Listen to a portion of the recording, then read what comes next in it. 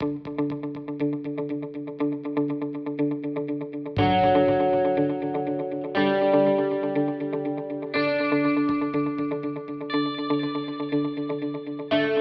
I left school, I had the pressure of getting a job, possibly going to college, going to university, because I got kicked out of school quite a lot, so I was never really in a mainstream school. There was the pressure of not having GCSEs, not being able to get into college to do A-levels. But one thing that everybody has to understand is it's not about what's written down on paper, it's how you interact with people and how you portray yourself. If people can see that you want to learn, or you're willing to put in the effort or time, regardless of what your background is, there will be someone there who will help you.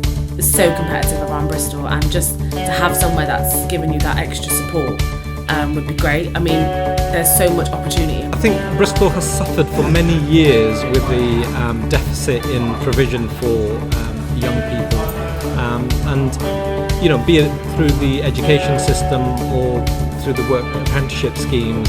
I've always noticed that even though there's a willingness from people to help, for some reason there's not been the take-up. So, I mean, when I left school, I was so confused, I didn't have a clue. And I just think, like, in a place like Bristol, there's so much opportunity. It's just being given and being supported and trying to find your direction and where you want to go.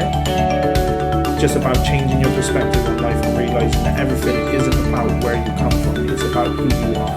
From my knowledge, there is support, but there could be a lot more in terms of mentoring with people generally. We have a lot of businesses and we have a lot of open jobs out in the community that children or young people think is not within their reach. But I think that any hub that is able to provide links and signposting to the wonderful services that we have within the city is only positive, and I think that's one of the roles of organisations like Babbasa, who are doing the networking and not only with the the mature businesses, but also with these youngsters, inspiring them to make the links and inspiring them to be the future of the city. That they actually take an interest in the individual and ask them what they would like to happen, and see how best they can make it possible for them to experience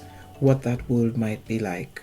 Young people themselves need to get involved in things, and when they hear about things that are going on around their community, throw themselves into new things, put yourself out of your comfort zone, because that's one of the best things you can do, because you turn your weaknesses into strengths and you strengthen your strengths even more.